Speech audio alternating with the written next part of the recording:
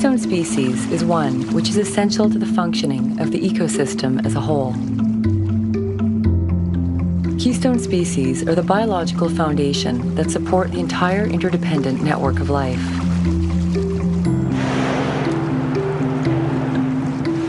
They are the ones that many other animals simply can't do without. Without them, the ecosystem would unravel.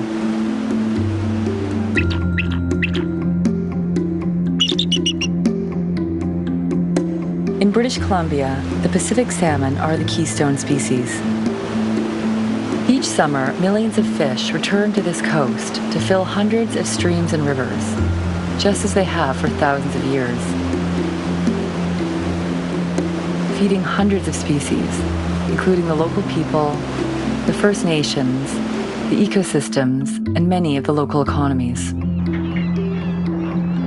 Salmon have fundamentally shaped life on the coast, yet quietly and without explanation, the numbers of salmon in BC are steadily dwindling. Many rivers are already on the edge of extinction. Here, in the world's largest sockeye salmon river, millions of fish are going missing, and many of the few that do make it back to the rivers are dying mysteriously before they have a chance to lay their eggs. Biologist Alex Morton has been following and studying the unusual decline. Full of eggs, eh? Yeah. This is strange. You know, we're right on the spawning grounds. This fish has made the whole trip, but she never spawned. She never released those precious eggs. And we're seeing a lot of this. Most of these fish look like they haven't spawned. This pre-spawn mortality is epidemic in the Fraser River. So we're trying to figure out why. The disappearing wild salmon is no small concern. Without them, BC will lose its most iconic species, as well as a culture, a way of life, and its most valuable natural food resource.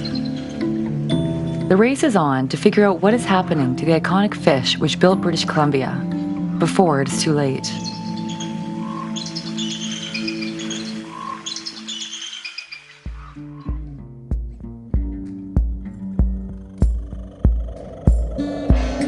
Not so long ago, the Fraser River was the mightiest sockeye salmon river in the world. Hundreds of millions of salmon returned to the tributaries that branched into a vast network of hundreds of rivers and streams, totaling thousands of kilometers in length, that infiltrated the entire southern half of British Columbia with salmon. The mysterious decline in the productivity of the Fraser River sockeye began in the 1990s. With each passing year, the productivity continued to fall. This was blamed on many things. Perhaps the waters were too warm. Maybe the fish were starving out at sea. Perhaps it was overfishing. The Department of Fisheries closed the commercial sockeye salmon fishery, but even that didn't seem to help.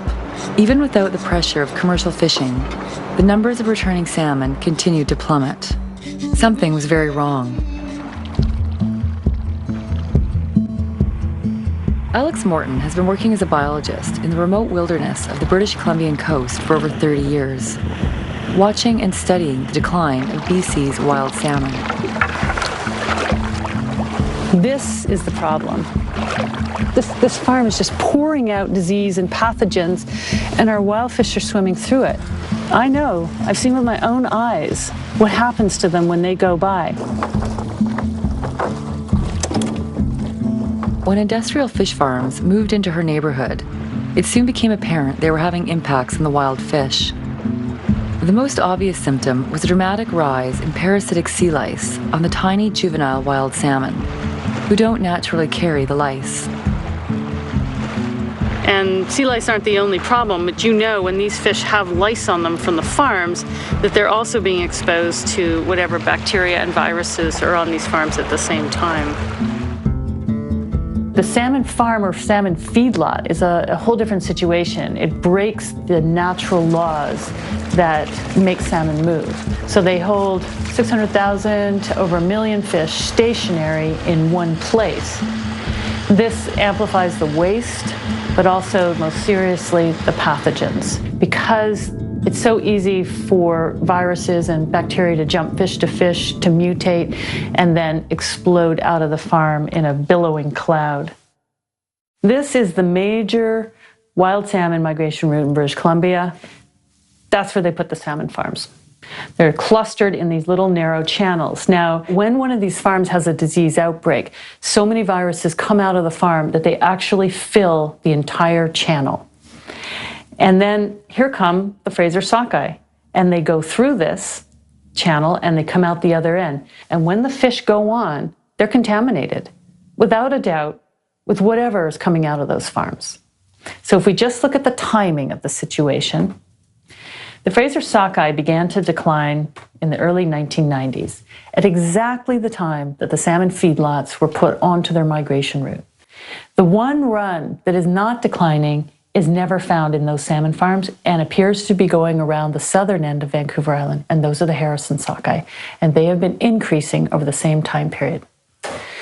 Is it a coincidence that the only sockeye that are doing well are the ones that are not passing close to the salmon farms? The Department of Fisheries and Oceans, otherwise known as DFO, is the agency responsible for the protection of fish in Canada.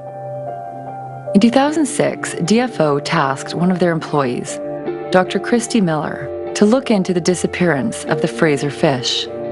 Dr. Miller heads up a cutting-edge research lab, which uses an emerging science called genomic profiling, which gives scientists an unprecedented insight into the life history of a salmon. Dr. Christy Miller, her work, genomic profiling, the way I see it is she makes the fish talk. It's like sitting a fish down in the office and saying, how are you feeling? So in all our bodies, we've got these switches that turn on and off in our cells depending on what kind of experience we're having with life. And she found that the ones that died before they spawned had all these switches flicked in their cells, and the ones that lived had a whole different pattern of switches. So she's like, okay, so the ones that are dying seem to be dying of the same thing. Well, that was huge, because all the other scientists that tried to figure this out were like, God, they're dying of everything, you know? They couldn't figure it out.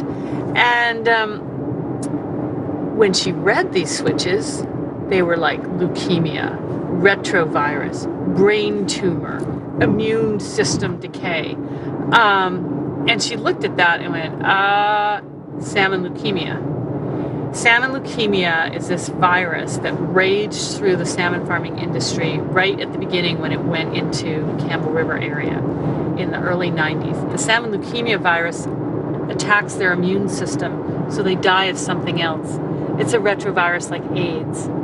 And DFO wrote about 6 papers on it, and they found that virtually all of the Chinook farms were infected, and that this virus killed 100% of the sockeye salmon that were exposed to it, and they never did anything about it. And as soon as Dr. Miller's work, you know, her compass was all over the place. As soon as her compass pointed at salmon farms, she wasn't allowed to go to meetings. She wasn't allowed to talk to the media, even when she published in the Journal of Science. The world's most prestigious scientific journal, Science, published Dr. Christy Miller's findings in January of 2011. It was hailed as some of the most significant new salmon research in a decade. Hundreds of reporters lined up to interview Miller about her findings, but they were all turned away. Dr. Christy Miller is head of molecular science for DFO, one of the top scientists on the West Coast. And when we learned that she had a paper coming out in one of the leading journals, there was a lot of interest in the media in talking to her. I asked for an interview time to be set up, never heard back. So go back to DFO and ask what's going on, and there's met with this kind of wall of silence. There's no question that the federal government, with orders from Ottawa, muzzled her and kept her from speaking about a science paper which had been published. It's pretty disturbing, I think, when the government starts to mess around with science. It starts to try and shape the picture and try and control science in a way like that. I mean, muzzling scientists is not something that should be happening in a great democracy. There were questions about whether or not she'd get funding for continued research. Unfortunately, I guess I can't phone her up and ask her because she can't talk.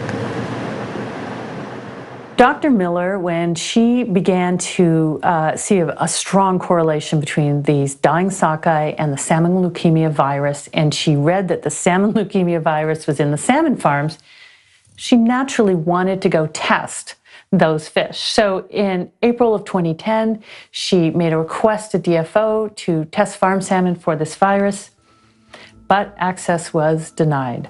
She was not allowed to test these fish that are in public waters, releasing their pathogens into the most valuable salmon stocks in this country, and she was not allowed to follow the trail into the pens. To protect the interests of the salmon farming industry, the government allows the farms to keep their disease information confidential from the public and from scientists. There is no way to find out what diseases are on the farms. The fact that the farms won't allow it is pretty suggestive to me. They're afraid of what will be found. If they were, not concerned as they claim to be, then they would surely open up their farms and say, come in and test because we're proud of our product and you won't find any issues. Clearly, they know that there are issues and they're not allowing testing for that reason. In 2009, fishermen were getting ready for a good run to return to the Fraser River. An estimated 130 million young salmon had left the river in 2007 and were now due to return as adults. 13 million adult sockeye were predicted to return. All signs look good. However, instead of being a banner year, it turned out to be the worst in recorded history. Over 10 million fish vanished without a trace. It was an unexpected disaster. The fishing boats stayed tied to the docks, and thousands went without their traditional food supply. The government responded to the public outcry by announcing a federal inquiry into the decline. It was called the Cohen Commission.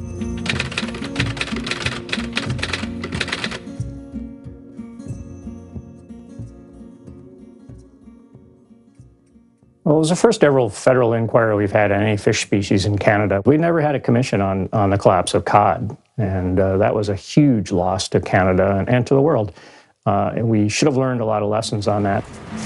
The $26 million inquiry included 150 days of hearings.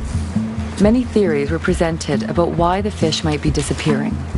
Items on the table included overfishing, sharks, water temperature, pollution, and even predatory giant squid. It wasn't until the final days that the inquiry turned its attention to salmon farms.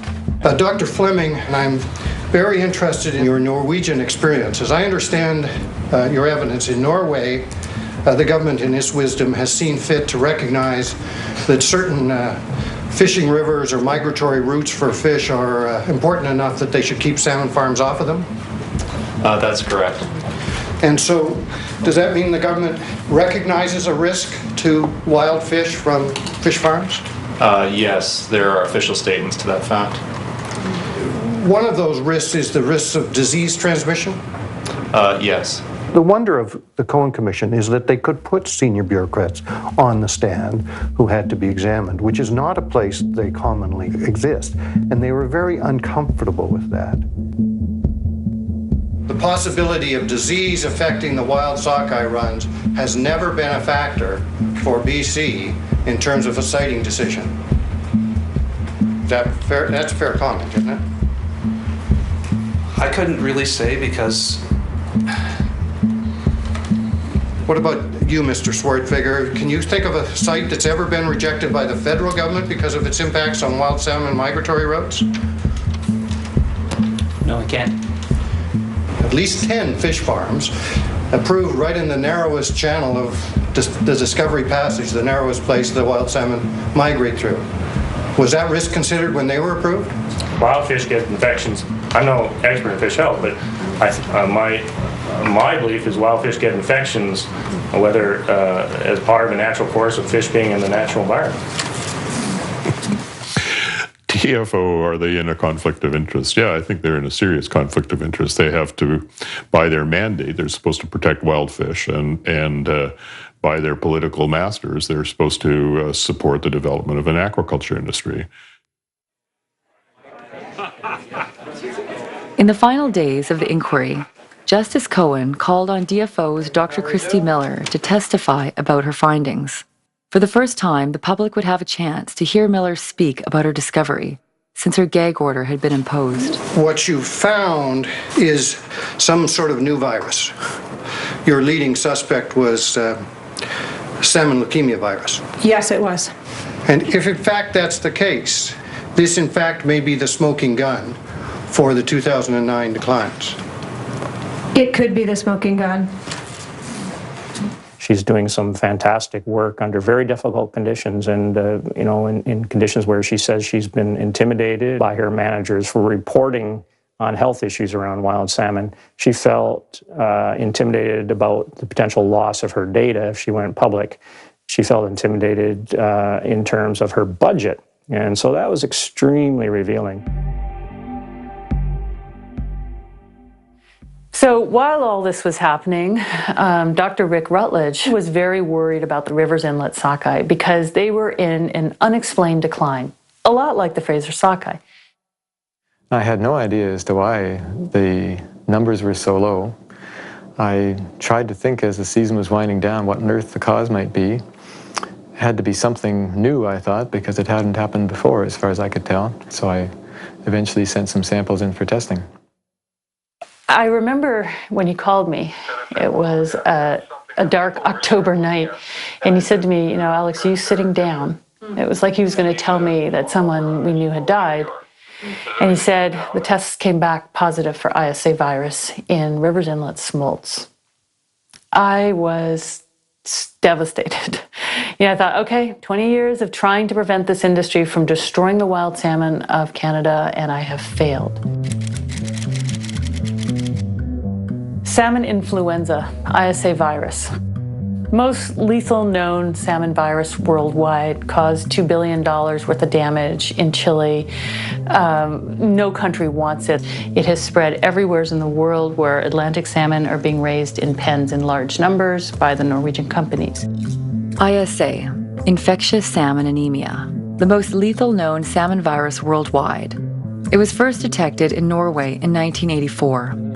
At first, the virus seemed benign, but once it incubated in the salmon farms, it mutated into highly virulent and lethal strains, which can kill millions of fish at a time. These deadly strains of ISA spread to new countries by way of egg imports. The industry farms mainly Atlantic salmon, so they must import Atlantic salmon eggs from Europe into the country in which they are operating their farms. When the ISA virus wiped out 70% of Chile's salmon industry, the strain was traced back to Norway.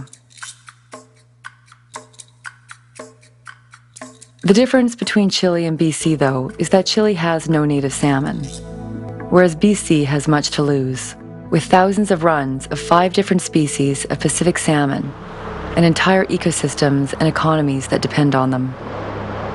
The ISA is sometimes called salmon flu, and so it is a bit flu-like, I guess, in its symptoms.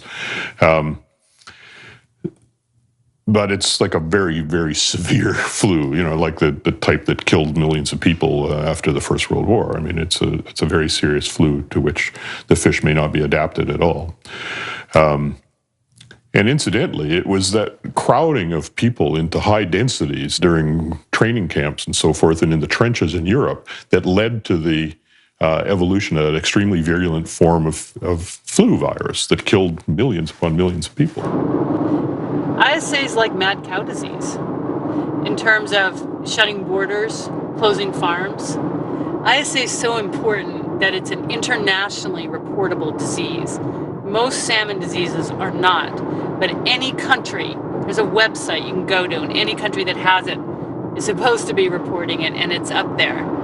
ISA caused $2 billion of damage in Chile when it hit down there, when European ISA ended up in Chile. Nobody knows what happens when you introduce a virus into a population that hasn't been exposed to it before. It might be totally benign, or it might have a devastating impact like smallpox had in the Aboriginal populations in North America, or the bubonic plague had in Europe. This is something I thought we were working to prevent coming into British Columbia. But my first response was get out in the rivers. Let's have a look around. Let's see where this is. It's the same thing I did when I found the sea lice in 2001. I just made a net and just went around and started looking at all the fish. Because if you just sit there with that bad news, it destroys you. But if you can get out and do something, it's a lot healthier. It was late in the season. Most of the salmon were already in the river, but we dashed down to the lower Fraser River because we had been getting reports from people down there that there was a massive number of salmon dying in the river without spawning. And this big yellow Chinook salmon, a white Harrison Spring, that had ISA virus. This sockeye had ISA virus. This coho had ISA virus. We tested 11 fish in the Fraser River, a river of millions. And we got it 3 times. It was European strain ISA virus. Alex didn't fool around. I mean, she decided to send her samples to the lab in Prince Edward Island that is recognized by the World Health Organization as being one of 2 labs in the world that are entitled to test for ISA with international significance. She also sent it to Dr. Nyland in Norway, who's the leading expert on ISA in the world. So she sent these samples to the 2 people who were the most credible international folks. We gave a press conference. We thought the scientific community should be given the opportunity to engage on this and really figure this out. But really all hell broke loose when we did that.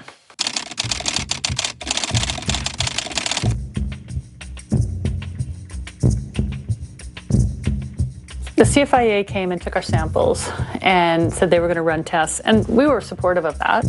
The Canadian Food Inspection Agency contacted me and asked me to turn over all my samples, which I did. They shipped them to the testing lab in Moncton, and they tested them for the remaining samples for the infectious salmon anemia virus. Very quickly thereafter, the CFIA gave a press release as well.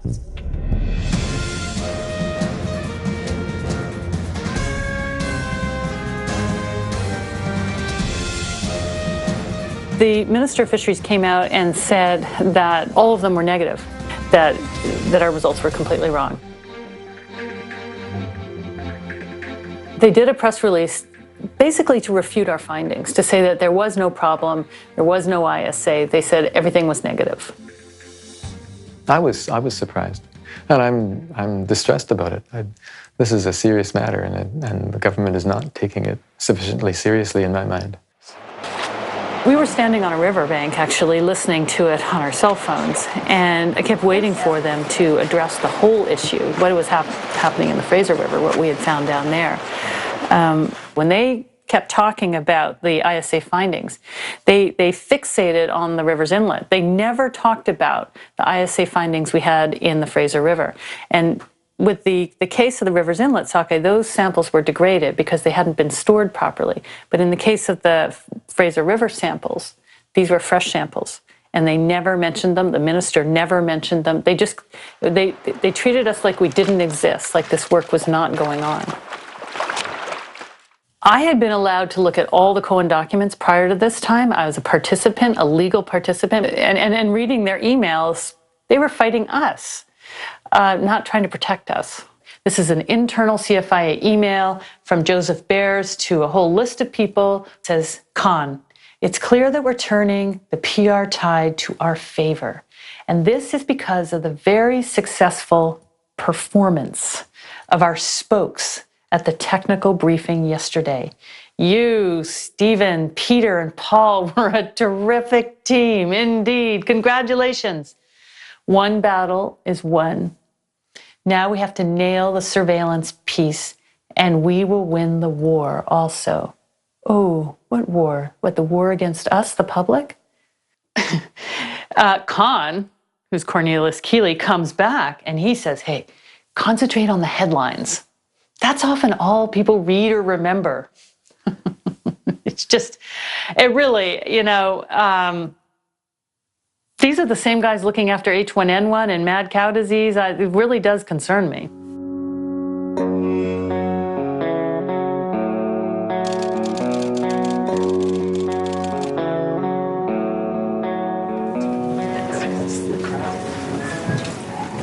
How dangerous is the ISA virus? I think a measure of that is the fact that Justice Cohen reopened the entire inquiry. The lawyers had gone home. The rental of the room was over. Everybody was just in the write up the report mode, and he reopened the whole inquiry just before Christmas. All labs that had tested for the ISA virus were invited to speak at the Cohen Commission's ISA hearings. Dr. Fred Kabenji, based on Prince Edward Island, heads up one of only 2 world reference labs for ISA.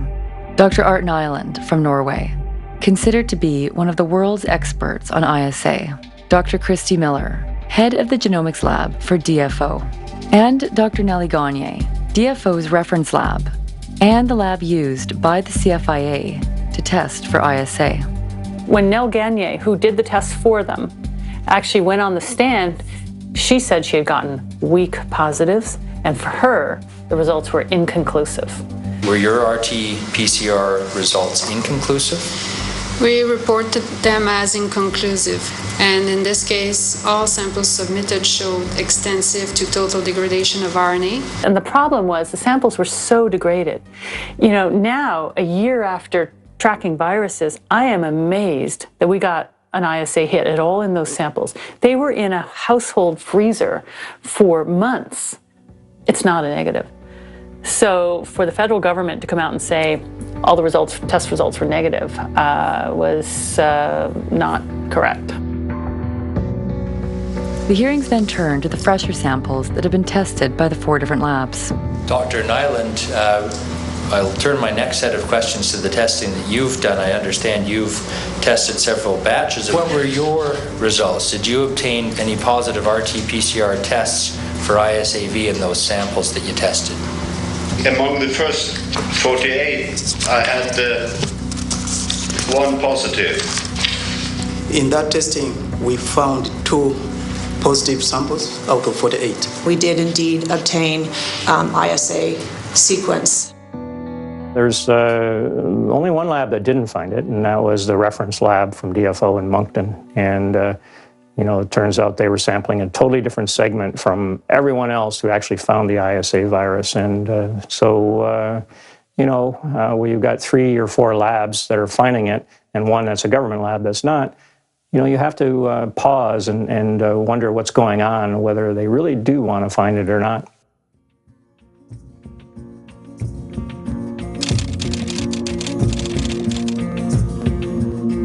We learned that Dr. Miller was prohibited by DFO from testing for ISA virus, but a salmon farm came to her, and their fish were turning yellow and dying, and they couldn't figure out why.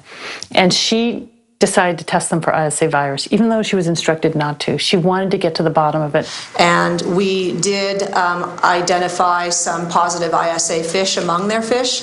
It was decided that we should contact Ottawa about this, and so Stephen Stevens in Ottawa was contacted, and we basically told them the results that we had. I don't think that Stephen Stevens in Ottawa was very pleased that we were doing this testing. Basically, there was a general feeling that as a scientist I should not be undertaking research on something if I didn't understand the ramifications of what the results could do.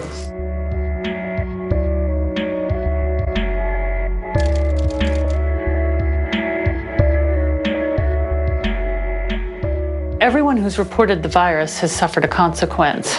Kabengi got his lab audited. Dr. Neeland had an ethics challenge against him.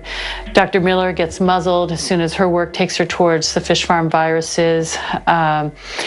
Everyone who tries to speak up about these viruses gets shut up in some way. 3 leading labs around the world, and including DFO's own lab in Nanaimo, had found ISA, and CFIA's response was to attack those labs.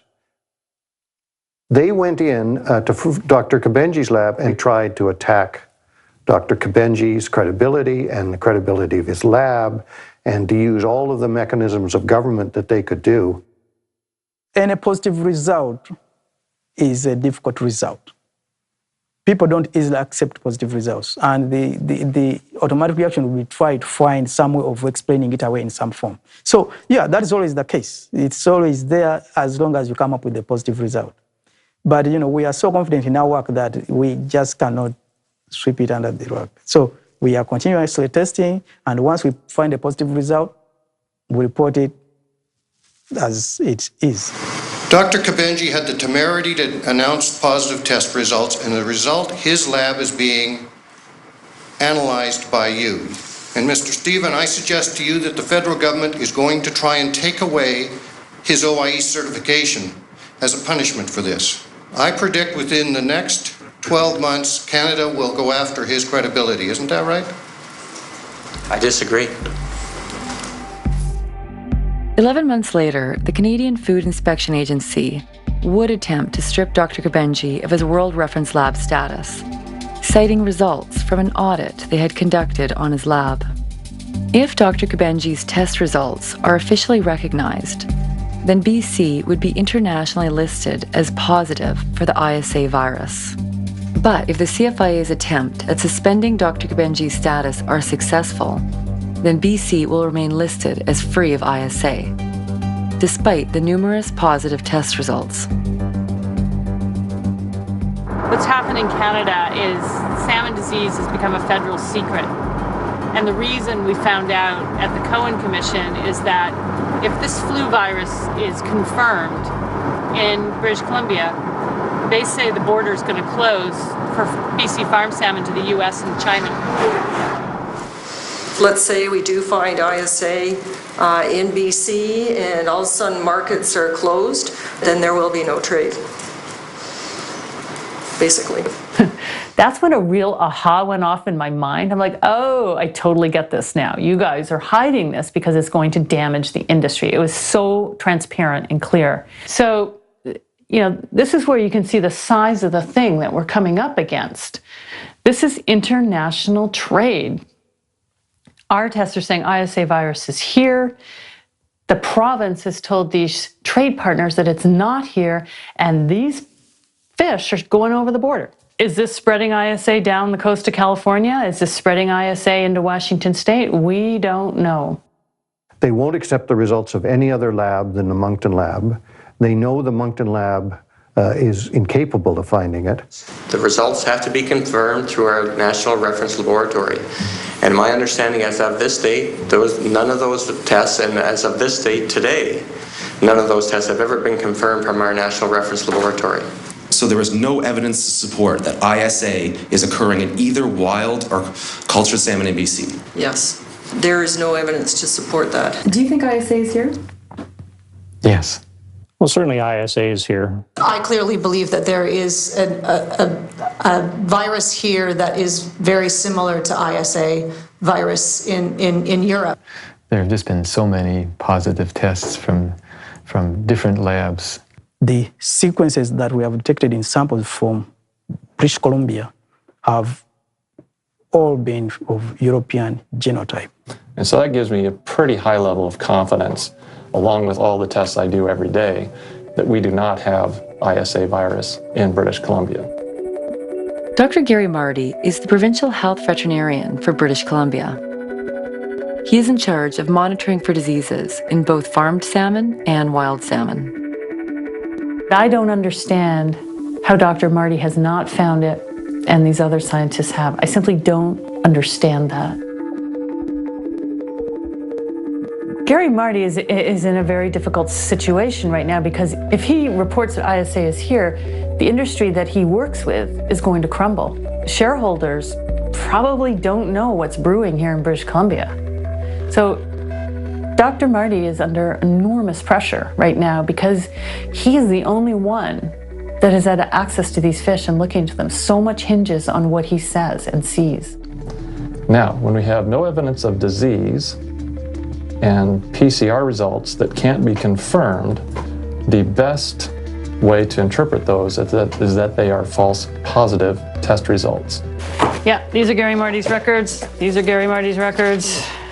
These records are incidences when the fish farm companies came to Gary Marty and asked him to do specific tests on their fish. So Here we have a case where Marine Harvest in 2009 submitted fish tissue and they want tests for ISA. Mortality has been increasing. And so in this report where they've asked for a test for ISA, he says sinusoidal congestion is one of the classic lesions associated with ISA-V infections. Okay, but look at this one here. Marine Harvest, 2 days later, specific request for a test for ISA. ISA is not supposed to be here, but this company is familiar with ISA, is asking for a test. Signed by Gary Marty. Now, what do you know, Gary Marty? Here you go. 1 day later, they again sent tissue for ISA test, Marine Harvest. It was not designed as a public document, so that's one of the unfortunate drawbacks of release of these records to the public. This is another one, I don't know what it means, but sampled 4 fresh morts with hot guts. Mortality increased over the last 2 days. You know, in the reports, Gary Marty does say he sees sign of ISA. To confirm the disease, you actually have to have sick fish that have signs in them that are consistent with the disease. But there you go, that's an ISA lesion, that's an ISA lesion.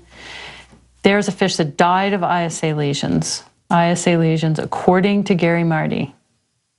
There were 55 instances where I put in a diagnosis that was described as a classic lesion of the ISA virus. Right, so that's a fact. But then what you do, we also had a specific PCR test that looked for the ISA virus, and all the tests have been negative consistently, no virus.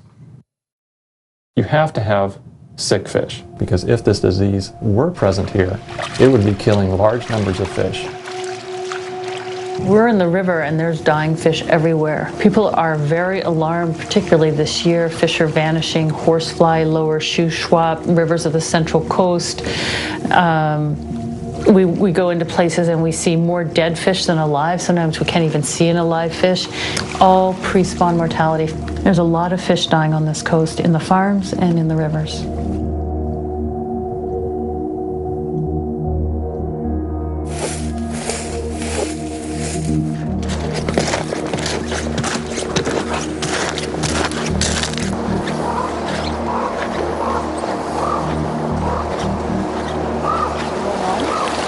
Oh, there's definitely something going on. A lot of the rivers we've seen, the fish are dying before they're laying their eggs and they're showing signs of disease. We've seen fish with all sorts of things going wrong with them, like big blisters on their side, and you cut them open and their whole stomach cavity is full of water and blood and yellowing, pale gills, pale heart, lesions in the stomach wall, like red blisters all on the inside of their stomach. Some of them, the flesh has got blisters throughout the whole fish.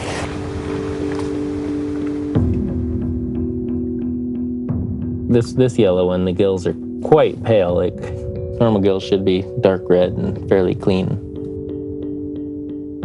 And the gills get really mucousy on a lot of these sick fish we've seen. Like you can see it's just completely mucousy, which could be a sign of diseases like ISA, is kind of a fish flu. So how does a fish breathe when they've got that much mucus on the outside of their gills? The most distinguishing feature is the really big pop eyes. Yellowy on the outside with lots and lots of little pinpricks of red all over the outside. The insides, I'm not a vet, but I can tell something's wrong with that fish. That's sort of the spleen, but it's all conjoined into one big lump. It just starts bleeding out of the flesh, and then it's all throughout the meat. Like you can see, those little blisters are getting to the point that they're coming through the skin. All this bloody water liquid was in the belly. It's basically bled to death from the inside.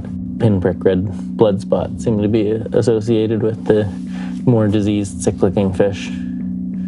Supposedly bloodshot on the inside of the belly is one of the symptoms of ISA, but we won't know until we actually get test results back what's causing it. Speckly red showing up all through on this one, heart starting to get those blisters all over it. So what disease is that bad that it can cause that? I'm not entirely sure, but hopefully we'll find out. It just goes on and on and on. Things I've never seen before. They're sick. You could see 1 or 2 sick fish, but when you see half the fish or more than half the fish in a river that look like they're definitely going to die before they spawn. It's bad. And all these fish appear to be dead pre-spawn. The legs. So look at all the fish that are here. Look at them all dead, all pre-spawn. It's pretty obvious that there's something going on. If you've actually walked any of these rivers or gone fishing, I don't think they're all dying necessarily of the same thing, but they're definitely dying of disease. It's basically all over the province. There is some rivers that seem to be doing better than others, but yeah, it's province-wide. We definitely should be doing this work now. We should have been doing it for years. We need to do something. The rivers are getting less and less fish, and right now people are doing basically nothing. The government's sure not doing it, so somebody's got to do it. Wow, you guys found a lot already. Really yellow. Okay, got a lot of work. All right. And within, what, 15 minutes, we've found 1, 2, 3, 4, 5, 6, 7, 8, just in a tiny section of river, pre-spawn mortality. I haven't seen one that spawned. Have you seen one? Not one.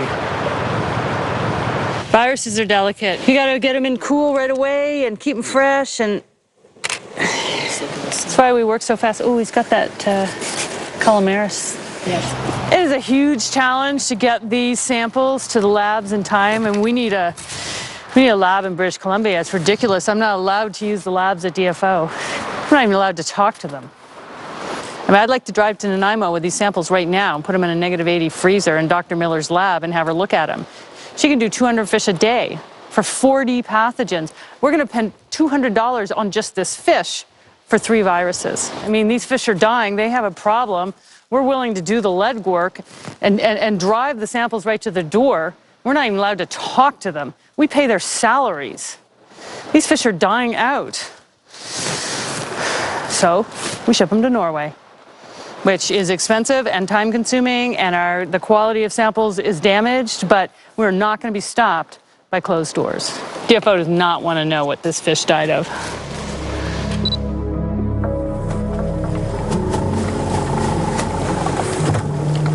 If I could track these viruses anywhere as I wanted, I'd go straight to the salmon farms and I'd look in those pens and I'd pick their sick-looking fish and I would rush them to the labs, fresh tissue.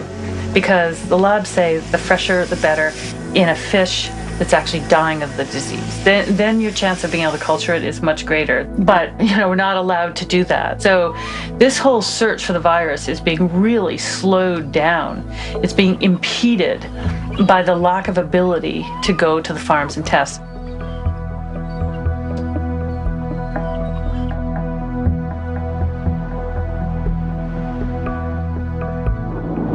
A friend came to me and he goes, you realize there's Atlantic salmon in the supermarkets, but, you could test them. It's like, of course, because the farms won't let us go near them. But there they are, lying fresh on ice. So we went shopping.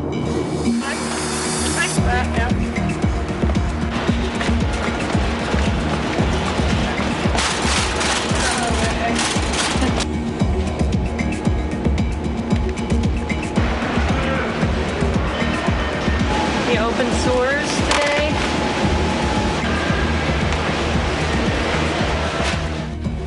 We try to get the freshest one possible, so they have a date right on them, best before.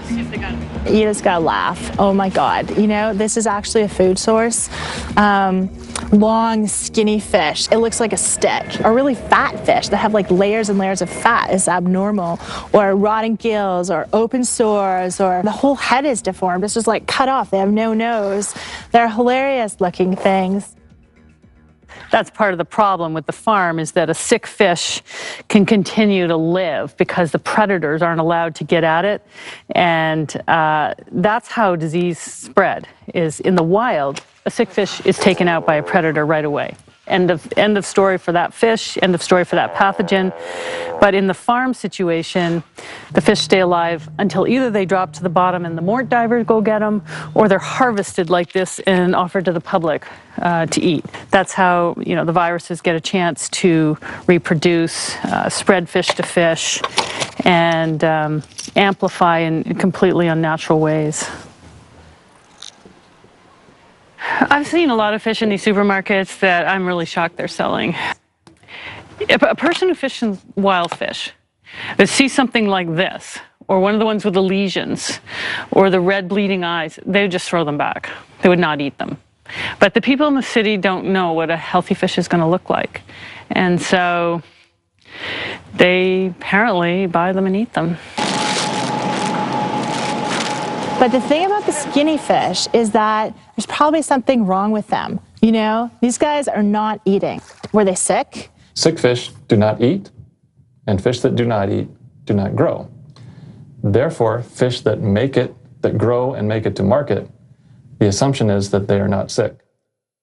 They're also inspected by CFIA to ensure that they're healthy.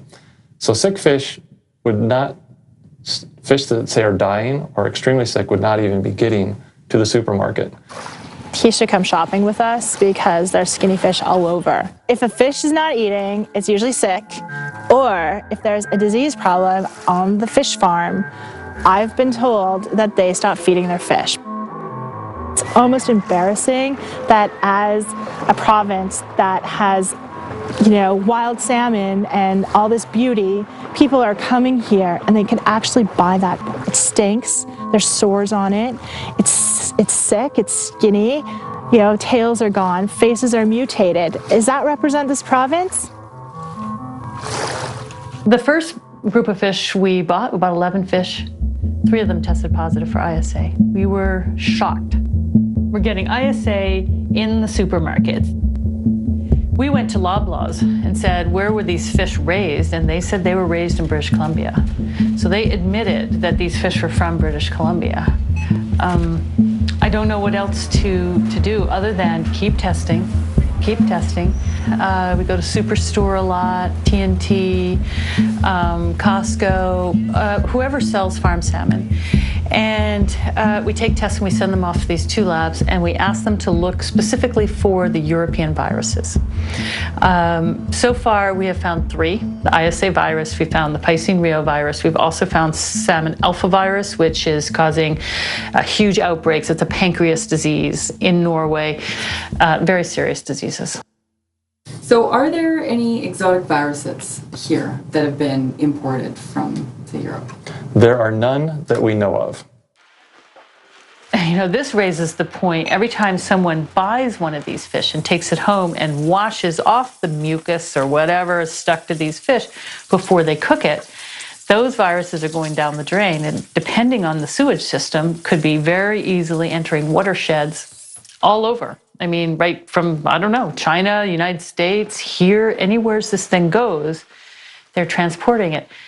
That's why it's so important that this virus thing has to become public. Somebody has to really check this out. I would suggest the consumer and the stores and the trading partners, because clearly the Canadian government is not going to do anything.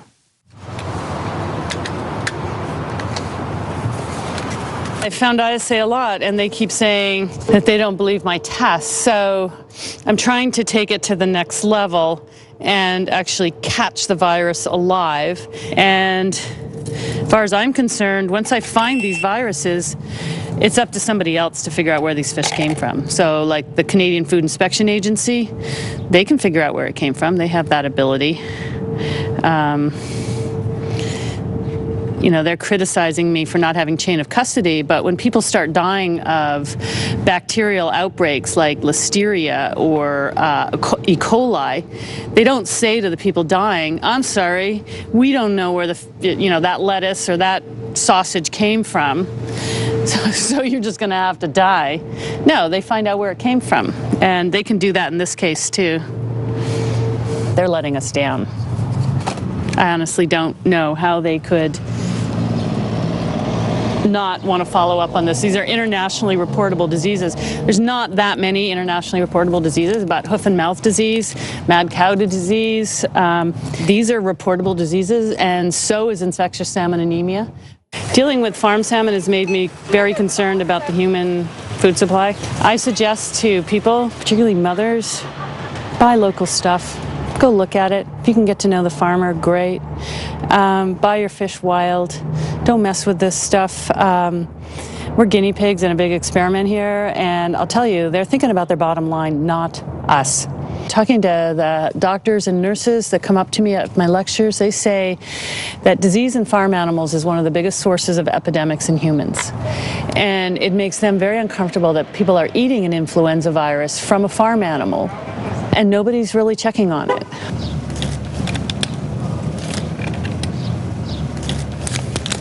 And then we put them on ice right away, keep everybody cool. When the scientists told me that the best way to preserve a virus is take it down below negative 20, even down to negative 80, I began to wonder about sushi, because heat kills the virus, but freezing preserves it, and sushi, as I understand it, is frozen really cold to kill parasites and things like that. But it would be actually preserving the viruses. So I really wanted to find out, so I went to a restaurant and ordered raw salmon, raw farm salmon, and tested it. Okay, thank you very much. Wild salmon, farm salmon. If they don't tell you if it's farmed or wild and you see these big white fat bars, you're dealing with farm salmon. Sockeye is lean and very, very orange and no fat marks.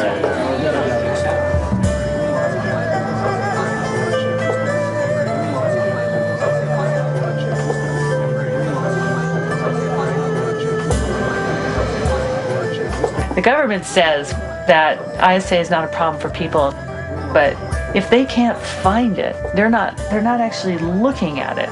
So I don't know why I should trust them, because they're not looking at it. Well, they don't know anything about it.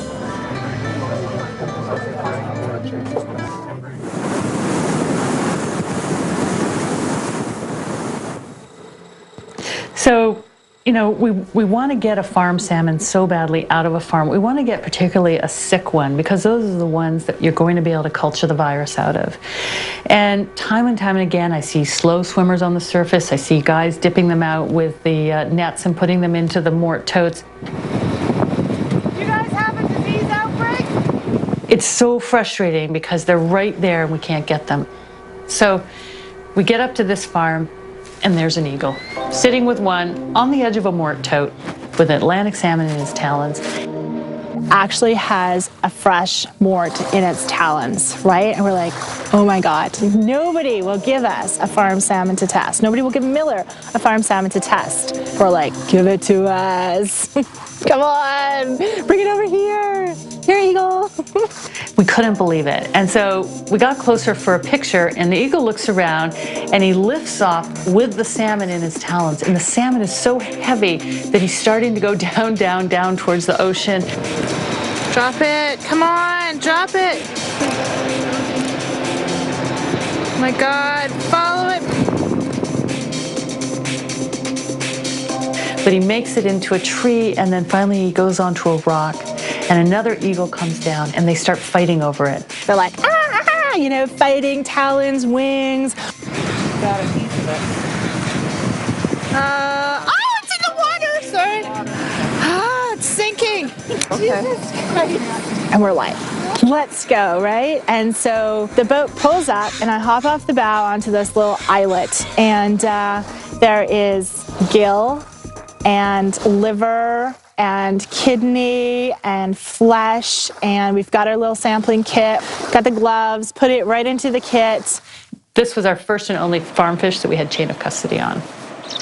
We took it home, we sent it to Dr. Kabenge and to Norway, and boom, it had Piscine Rio virus. It turns out that ISA is not the only dangerous European virus that has been introduced into BC salmon. Alex and Anissa are now tracking 3 different introduced exotic viruses of European origin. We found infectious salmon anemia virus, which is the salmon flu, and we're finding salmon alpha virus, which causes pancreas disease in salmon, and a big problem for the industry in Norway. They have to kill entire farms when they get that. And then this really horrible one called Piscine Rio virus. It gives the salmon heart attacks. It weakens the heart muscle. And people I've talked to in Norway don't think a salmon can swim up a river. that has this virus. And look at that tissue. Piscine reovirus, one of the symptoms is a soft heart. This one is very firm, and this heart is extremely soft. This is a classic symptom of Piscine reovirus, the mushy hearts. A fish with a heart like this, I doubt this fish could go up a big waterfall. And this is what they say in Norway. They say fish with a Piscine reovirus may not be able to ascend a river. We're seeing these mushy hearts before the rapids, out in the ocean, but not after Hell's Gate. I don't think these fish can make it through Hell's Gate. The Pacific Salmon Commission says up to 90% of some runs of salmon in some years vanish after Hell's Gate. I wonder if it's something like this. I wonder if it's Piscine reovirus that's killing a lot of our salmon.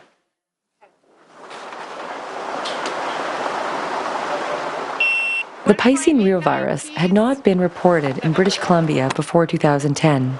In less than 3 years, this newly introduced Norwegian virus has become widespread in fish that are grown in BC waters. Most of the farm salmon Alex tests in the supermarkets are now infected, as well as many of the wild fish. When Piscine reovirus was first reported in 2010, I was concerned. So we went and we tested 625 fish. We found it in just about every fish that had disease. We found it in healthy fish that were just being ready for transfer. So I decided that I couldn't provide any interpretation for what this meant. And so I decided it probably was not a major concern for our fish. There's this incredibly careless attitude towards the wild fish. It's a huge threat. I mean, these fish are a supreme athlete. Anything that turns their heart to mush, they're not going to be able to dash away from a whale. They're not going to be able to swim through rapids. They're not going to be able to chase down a herring to catch it and eat it. They cannot survive unless they are extremely fit. Now, imagine trying to escape a killer whale if you've got a heart that's turning to mush. That's what the wild salmon do. When the wild salmon have a disease, they die, and that's how they deal with disease. But the trouble with the situation right now is you got the wild salmon obeying the rules. They're dying, and you got the farms just brewing these things and pouring it out and pouring it out. And it's like an oil spill. It just doesn't seem to end, and the wild fish will never be able to deal with it, you know, until the last one's gone. And I have got to wonder if that is, at some level, the intent, because the level of carelessness is unforgivable. We know a lot about salmon, we know a lot about disease, and we know this is wrong.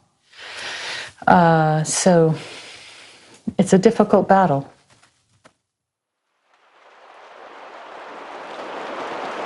I'm tracking these viruses. I know I'm running up against trade laws, and I keep thinking in the back of my mind, how are they going to stop me? And I get an email from a lawyer. It says, Alex, have you noticed Bill 37? It's coming right at you. And I look up, and I was really appalled. In May 2012, Agriculture Minister Don McCrae introduced Bill 37, titled the Animal Health Act, which, if passed, would make it a crime to report information regarding farm animal diseases to the public. What Bill 37 would have done is prevent me from reporting that a salmon picked up in the TNT supermarket or superstore had a particular virus. No one would be able to report if a farm animal from a specific location had a virus. If you find a dangerous disease on these farms, you're not allowed to talk about it. This act brings in some quite repressive measures for people who release information. If somebody working in the system is disturbed by what they see and want to go public, they have to get past the idea that they could be put in jail for doing that. Well, they don't want this information coming out. For whatever reason, I'm not going to speculate about why they don't want it coming out. But industry didn't want it coming out, and the government sure didn't either. The position of the government and the position of the corporations was almost identical. It's going to fine me $75,000 and 2 years in prison, and 2 years in prison for naming the location where I found a disease in an animal. Oh yeah, this is their stated intention. We are going to do this. So this is their vision of how they want this to operate. You have to have complete and absolute faith in the people that are guarding this. This was a little bit terrifying because it looked like it was going to pass. You know, everybody's analysis of it was going to pass. It felt like Canada was changing. It felt like democracy was, you know, receding. And I was trying to get legal advice very, very quickly. Like, you know, what do I need to take off my website? Is this going to be law like tomorrow? And it was a very disorienting time. But meanwhile, other lawyers, Andrew Gage with West Coast Environmental Law, the head of the Freedom of Information Act, they were writing letters saying, you know what, this is really actually not constitutional. This government should just really check the legality out of this. And Minister McRae basically admitted to that. He said, yeah, it may not be so constitutional, but we can always iron that out later, you know. And then quietly, for some reason, they just dropped it. It remains on the order paper, so the next time they sit, which is very infrequent, they could pass it. I mean, I think one of the big issues that people need to realize is democracy is slipping away from us. Our ability to protect ourselves, our children, and our homes are being taken away from us right now. And we need to really step up and support our politicians in stopping that.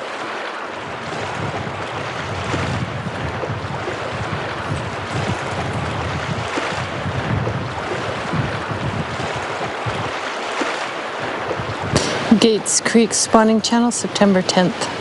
High pre-spawn mortality here. These are the lucky survivors. You see these fish pairing up, and their last bit of energy, these fish have come a long way, and they dress up in this beautiful regalia just to impress each other, to tell each other what they're going to give to the next generation, and the female and the males make their choice. They're really a generous fish. There's not a lot of species on Earth that are built to feed the masses, but salmon are really one of them. And that's the power of these fish.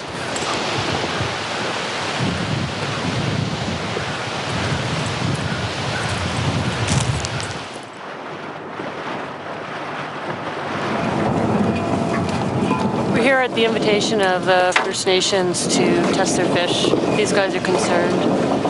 This year they say it's the worst they've ever seen, but nobody else is testing for the European viruses, so that's what we're doing. So we're doing it ourselves, learning as we go, talking to some of the best people in the virology field. We're also going to train them. So everywhere as we go, we train people so that as the fishery continues, we can keep getting a look at the samples, because we can't be everywhere.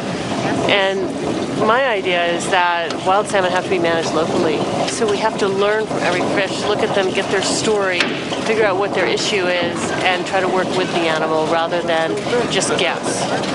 But my hope is that we can build a local lab so these folks take a sample, you know, send it down, everybody do it the same way, and that way you're really going to get a look at the whole coast and figure out exactly what's going on with these fish. We have trained commercial fishermen out on their fish boats, and First Nations and stream keepers, wilderness tourism operators, and in that way, we ourselves are going to monitor what's going on, we the people of British Columbia. It's time for people to realize that if we want wild salmon, it is up to us. This is a huge, huge issue, and there's no reason for us to lose these fish. People are willing to work. We have the science to turn this around. The fish are incredibly resilient. There's enormous ocean production going on right now. Some runs are doing extremely well. I don't see any reason to lose wild salmon. I think wild salmon is probably one of the best things we could do for our economy, because they create wealth in communities as they go. Life in British Columbia, the people, the wilderness, the environment, which is coming in and out of our bodies, all of that benefits from wild salmon. So it probably runs into billions of dollars that are coming into this province every time these fish come in from the ocean. The corporate food production system is a big experiment that is not really going all that well. So, you know, people should realize This whole system makes food. These fish come back to us for free. This benefits our economy. This keeps us alive. This makes food at a level that boggles the mind. It's huge. If we just worked with these fish, we could have them back to enormous numbers. I have no doubt. Every time we give them a break, they come back. Government has no way of recognizing that wealth. They have no way of responding to that wealth because it's not owned. It belongs to us. And that's why protection of wild salmon has to be us. It has to be the Department of Wild Salmon, which is us. The next step is really for all of us who care about the fish to become the Department of Wild Salmon and look after these fish ourselves. And I think if you went back to society and the people working on these fish said, you know what? We're losing 5% of the fish here, 4%, 10% here, but here we're losing 90%. I think society would say, oh, well, let's see if we can fix that. And government just becomes somebody you go to and say, hey guys, here's the plan. I see enormous potential to bring these fish back. I think we could totally turn this coast back on. Everywhere you go, virtually every spawning ground, probably in British Columbia, there's somebody who's already there checking on it, watching over it. That is what's so powerful. The relationship between humans and the fish is strong, and they know they need each other. I mean, we have become part of the biology of wild salmon without a doubt, and we're either going to see them go down or we're going to keep them alive. So we're here in Boston Bar, and Tamara's decided that she's willing to take samples for us, and so we're training her. So that means as we wander on and sample other fish, she'll be here to watch over the fish that come through her area, and people that find fish that are diseased, yellow or red speckles or whatever they're concerned about, can give her a call. She can take the samples and then get them to us, and then we send the samples on to Norway and Prince Edward Island. This is our idea of the Department of the Wild Salmon. It's us. It's the people that are on the grounds that know the fish. We're the ones that we should be doing the work. This is the Department of the Wild Salmon, us. The people who want wild salmon in British Columbia, we are the Department of Wild Salmon.